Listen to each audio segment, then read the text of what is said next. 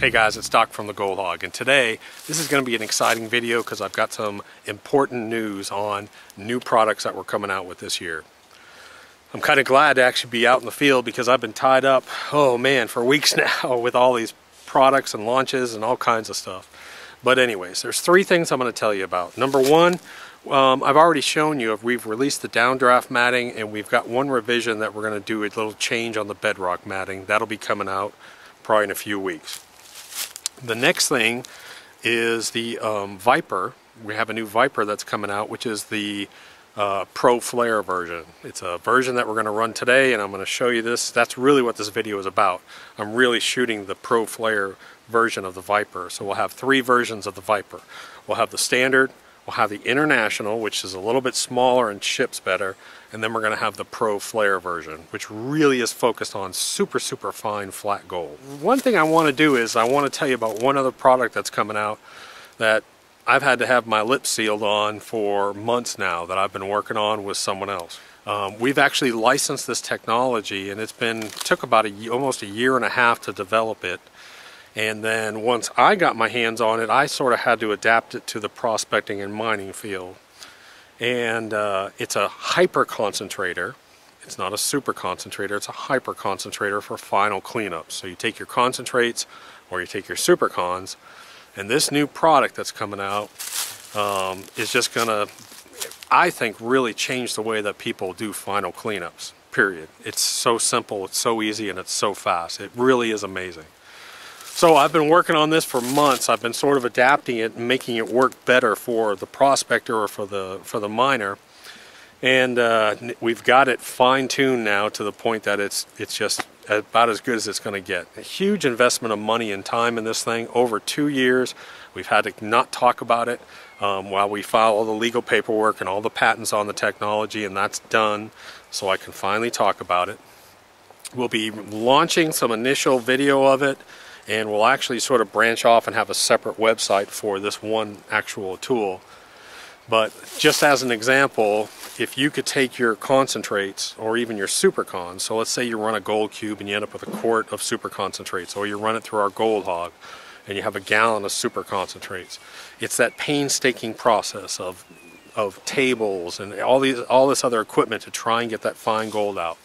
This one piece of equipment, you can take a quart or a gallon of concentrates, put it in it, turn it on, run it through it, and within about 4 or 5 minutes, take all that material down to about a tablespoon or two and have almost all pure gold. Now that's an amazing statement. There aren't many products that really change the industry. This product changes the industry. Even our products didn't change the industry, we just improved on something. This one, I believe, is going to change the industry for a long time to come, and I'm really excited about it. And so I wanted to put a little teaser in there about it. Again, please don't email me and ask me questions about it. When we launch it, we'll launch it on the website. I'll announce it on some of the forums and do a few different things, but I'm really excited about it. It was, like I said, it's a big investment of time and money in this thing. All the molds and all the patents and everything. When it launches, it'll be pretty amazing. So anyways, now that I got you all worked up about that one product, today what we're going to do is we're going to run the Viper Flare. The Viper Flare is specifically for, I would say, a serious prospector or a small-scale miner. Someone, and especially in areas where you have a lot of fine and a lot of that fine flat gold. The gold that we're going to be running through this, this is a true field test, so I'm going to be running unworked material, unclassified, really heavy clays inside of it. We're going to run probably half a ton of material. I'm going to put close to 40,000 pieces of gold in this dirt. Tiny stuff. From the 100 mesh to the 200 mesh range, there's going to be just 40,000 pieces of gold running through this piece of equipment. There is a little bit bigger gold. I screened some other gold in it through 20 mesh. I'm not worried about that. I know that's going to get caught, and that's going to get caught in the upper portion of this thing. But I'm really looking for a heavy run, natural material, unworked, untouched. Are we going to be able to capture above 98%, running at close to 3 tons an hour of unclassified material? So that's really what I wanted to do with the Viper Flare. The Viper Flare Pro my goal was to make, I believe, the most efficient Highbanker on the market, period. And when I say that, there's a couple parameters for that. Number one, be able to run 3 tons an hour. or more. So that's about 150 buckets an hour of dirt. Number 2, completely unclassified. So we're putting big 3, 4, 5 inch rocks in this thing. And number 3, when I say want to talk about the efficiency of it, I'm talking down to 150 mesh gold. That's sort of where I'm going to draw my line on this thing. So if I can run above 98% on that, I'm going to be thrilled with it. So again, when we do our real field test, if you don't know anything about this, we take excavated material, we seed it with gold, and a lot of this gold is from up north. It's from the Yukon, British Columbia, Canada. It's super, super flat. Even the tiny stuff, it just flips out. It's very hard to catch, has a very low settling velocity, but we're going to be running it through this. I'll walk you through the whole system. I'll walk you through the unit. It's a great little piece of equipment. Now it's a dual stage piece of equipment. So it's like the old Viper. The first 48 inches is 12 inches and we're putting tons of water through this. We're treating that really aggressively. Then it flares out to 18 inches and all the energy dies and it goes to a real smooth settling velocity. So I'm going to show you that. We'll break it down. We'll do some tests. We're going to run the tailings, catch all the tailings, run them through the gold cube, check for losses. We'll do all kinds of stuff. So anyways, we're going to go over here and do it, so stick around. Hey guys, so like I promised, I'm going to show you the new Viper FP, which is the flare professional version. It's basically, again, it's a Viper with a larger flare system on it. So let me show it to you. So this is the unit set up, and so you don't get confused, let me just point out 2 quick things. These are header box flares that do not come with the unit. I think they're about $40 for the whole system. Most people don't need this. If they're just bucket dumping into here, I like to have it because we're going to be shoveling dirt in, but you can. It does not come with it. The next thing is I've got quick connects and I've got a piece of dredge hose here. You can see the lay flat over here. It does not come with this assembly. It just comes with a regular 2-inch female screw in. But I recommend you get some kind of system like this. Makes your life a whole lot easier. But the unit comes with everything you see sitting here like that. It comes with all the mats, it comes with all the legs, comes with everything except for the flares on the header box and the quick connect hose system here. So it comes as you see it here. We weighed it, the entire unit. We set this part inside of that part, which makes it easier to transport. It's right at 79 pounds. So it's not extremely heavy. 2 people can carry it, no problem. But let me show it to you. Basically this end right here is your normal Viper. So you have a big 36-inch box here with the 2-inch spray nozzles. This is a 48-inch, but what we've done is we've made this pretty aggressive matting in here, and I'm going to change that. I watched this run. I'm going to change the matting a little bit. But you've got your reverse ramp riffle, just like you do on your normal. Just like you do on your normal Highbanker. You got a reverse ramp riffle. You've got your perf plate over UR mat down in here. It's going to sit here and it's going to have to struggle to get over. We'll catch a fair amount of gold under here. And then you've got, I'm putting scrubber and cut river hog up in this 48-inch box. Again, I'm putting this real steep at about 8.5 degrees. I'm trying to get this water to run fast. I do want to change. I've got cut and throw riffles. I'm going to change that. Now, here's the different part of this. We've come out with this new flare attachment system. And what happens is this bolts right into these bolts right here where you're connected. There's a bar across that holds that flap. But the water comes out of here and you'll see this little bar right here. The water hits this and it has to sort of stop all of its speed. So it loses its speed right here. And the mat sort of compresses it down and it disperses evenly up here. You'll have a little bit of a drop off here and you'll see a lot of gold up in here. This is your first UR mat.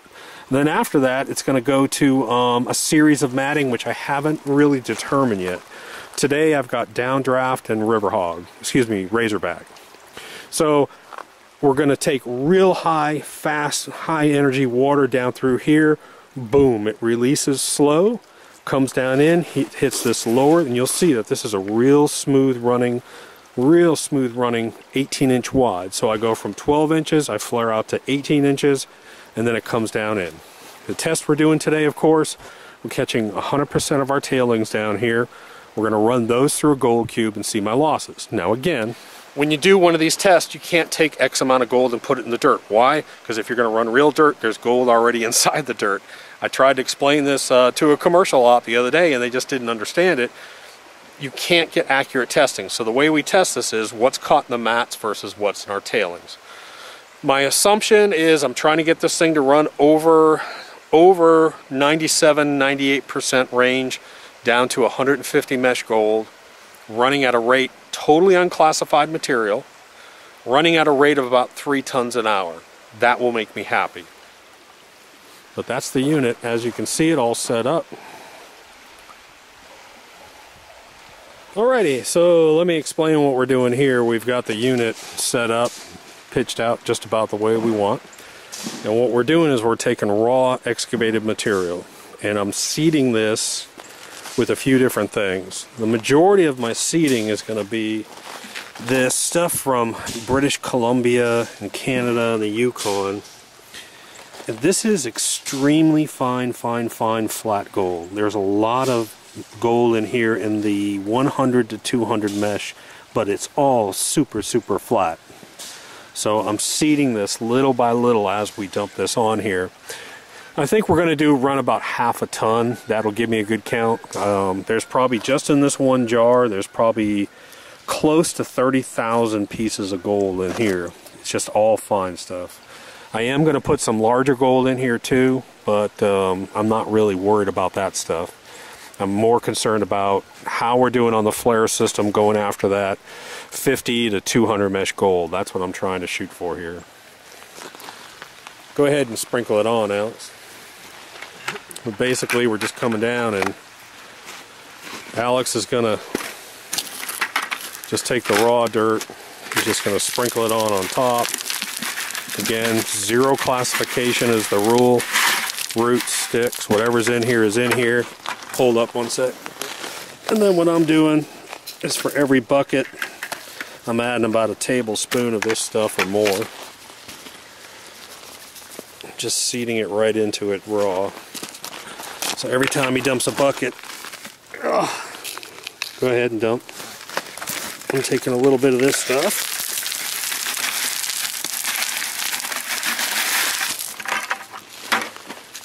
Just seeding it all around.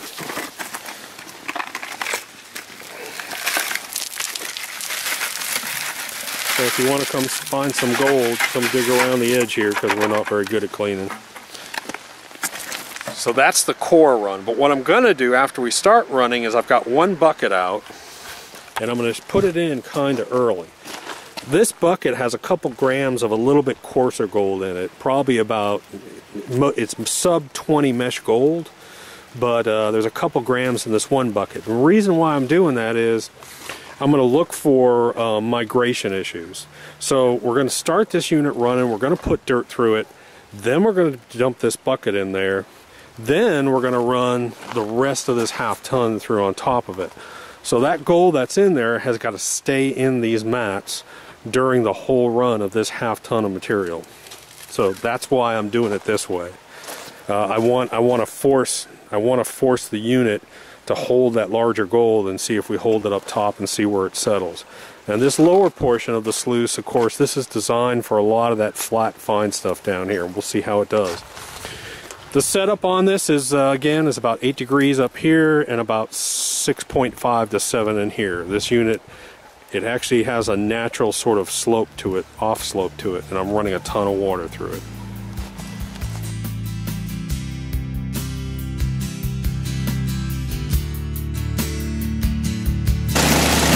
So anyways, we're catching all of our tailings right here. And you can see how this water is smooth, nice and smooth and flat down here. Very low, smooth and flat. But you can see the difference. This is real violent and fast up here. It hits this flare, that stop zone, and look at the difference of it. It's 2 totally different treatment stages. Real violent, real aggressive up here. Then we come down here and we're real soft and smooth.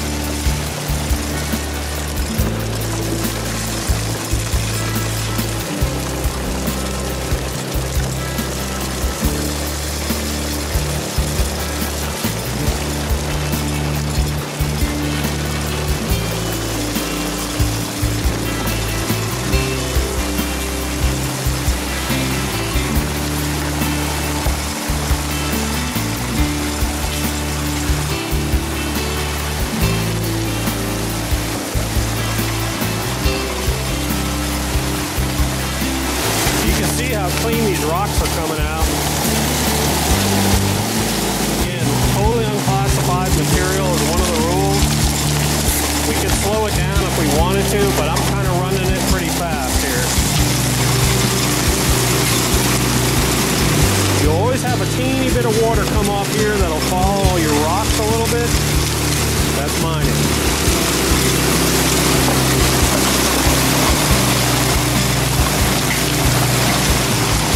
This is the destruction chamber. You can see what happens when he puts the dirt in here. It just is absolutely destroyed.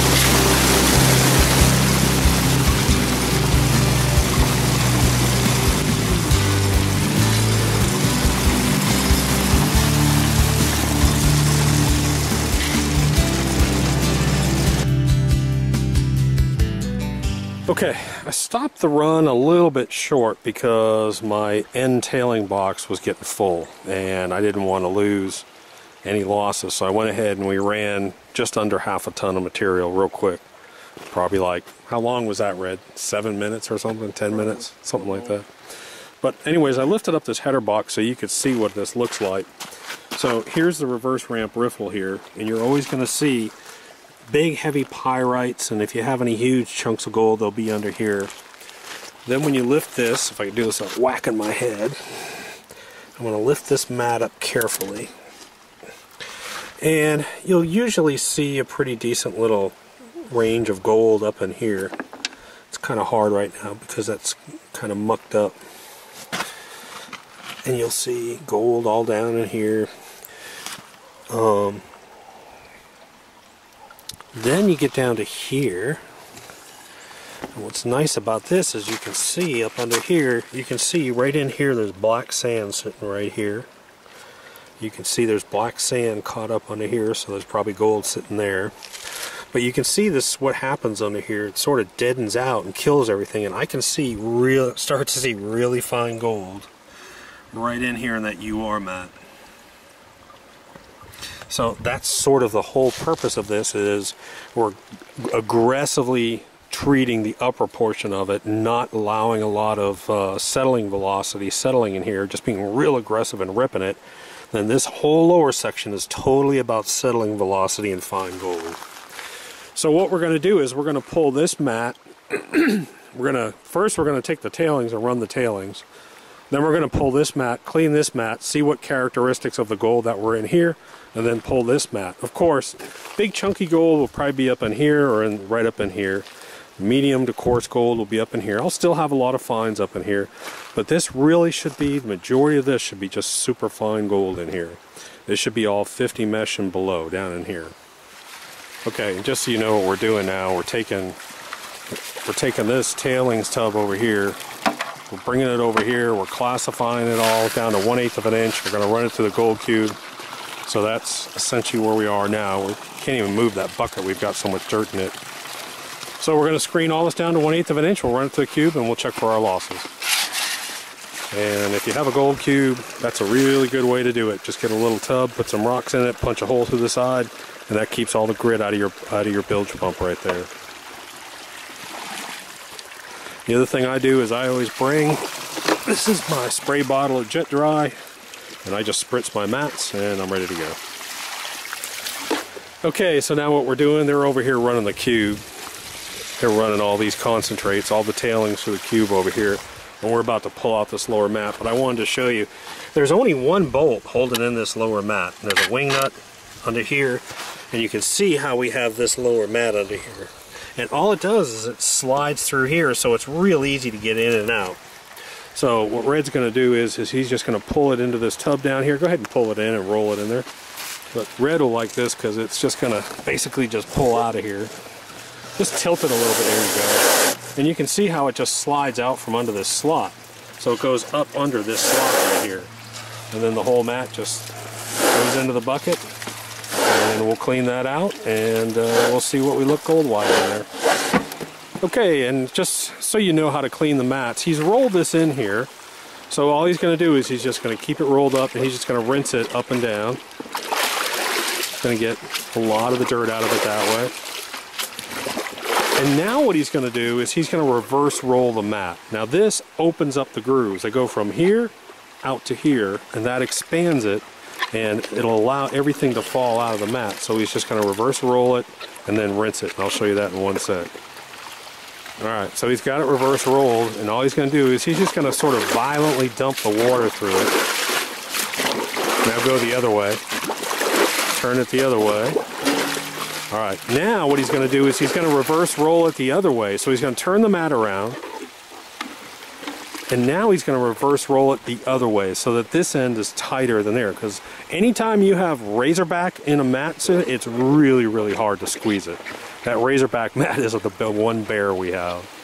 So he's going to squeeze it, roll it, rinse, and do it the same thing. Okay, so here is the lower mat. I did a real quick speed pan on it, and this is what you can see here.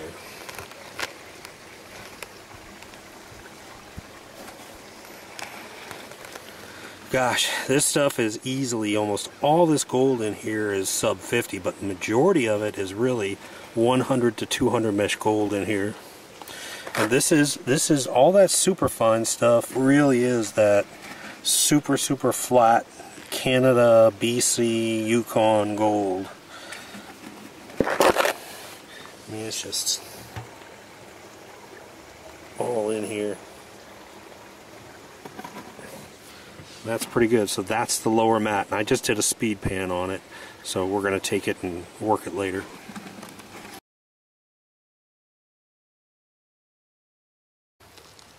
Alrighty, so I actually went straight to the gold cube after that lower section, and you can see I panned everything out really carefully, and you can see barely, you can see some of the losses here. So in my estimation, there's probably I mean, there's like 30 pieces up here, there's 10 pieces here, there's more back in here. I'll have to work it down. But if there's, you know, maybe 100 pieces, that's the test that I'm looking for. I'm looking for a high feed rate, very few losses, above 98%. So if I have 40,000 pieces of gold that we ran through here, 40,000 pieces, 1% of that would be roughly 300 pieces. So, and I'm not seeing even a 300 piece count in here, which is really good. That's a great test. Okay, so now we're cleaning behind this. We're pulling this upper mat down, and we're cleaning behind this reverse ramp riffle. And what you can see is, you can see gold in the mat there. Right there at the tip of my finger. There's gold there. There's gold there. This is some of that.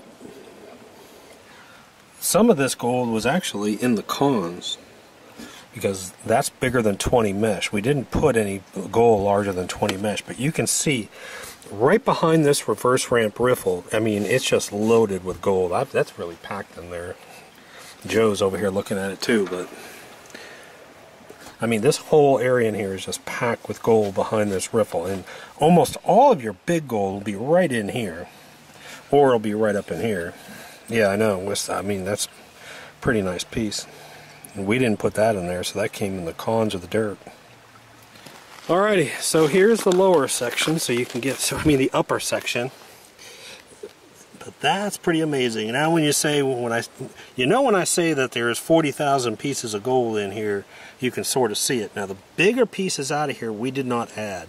Nothing below 20 mesh, or we screened everything below 20 mesh. So that came from either dirt, or that came from the cons we added. But just to give you, I can't even pan this stuff out.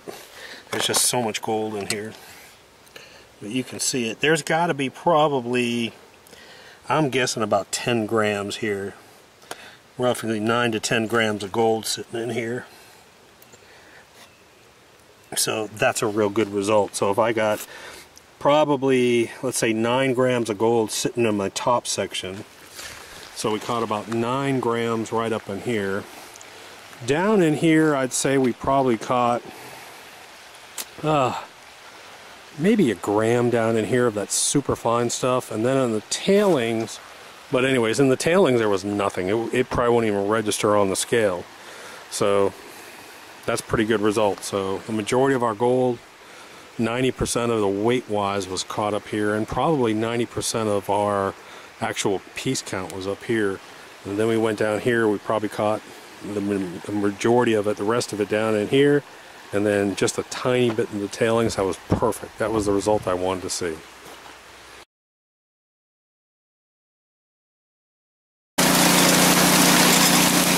Alright, so Red's going to go ahead and bucket feed this thing for a little bit. So Red, I think maybe about a 10 count, something like that.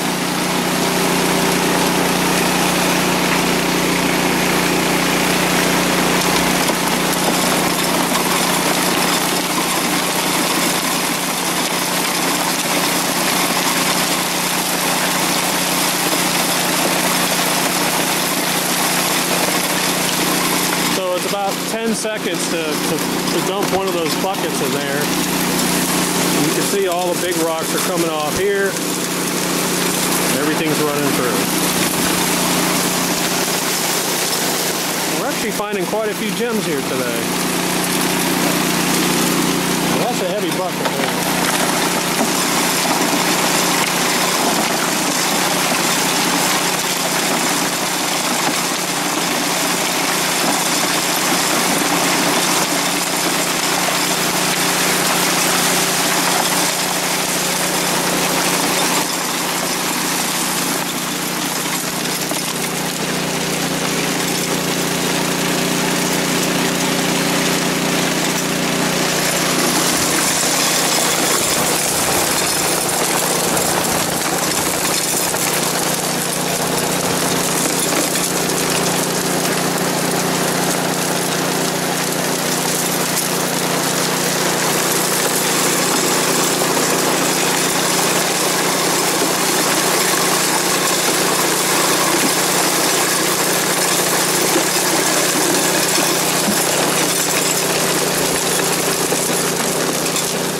So real quick, I wanted to show you, I mean, we only ran maybe about a total of an hour, and I want to show you the amount of dirt we're able to move, and we weren't busting butt. We didn't have enough people hauling dirt. So you can see right here, I'm trying to give you a little perspective on this. Joe, put your foot right here so I can get some perspective on it. But I mean, we probably ran about a total of an hour, and that's probably about 4 tons in that hour. 3.5, 4 tons. So anyways, I hope you enjoyed that video, guys. I'm really happy with the results of the Viper Pro Flare. It's going to be available on our website here soon. We've got several of them already shipping out to different places. We've run quite a bit of testing on it. I'm really happy with it. So if you go to the Viper page on our website, there'll be 3 models up there. There's going to be the standard, which is 12 inches all the way down, the International Viper, which is 36 and 36, which ships to foreign countries better, and then there's the Viper Pro Flare version, which is this one, which is the 12 down to the 18. So we're going to put them all on the same page so you can find them. But I'm real happy with this test results. I'm just thrilled with it. It was good stuff.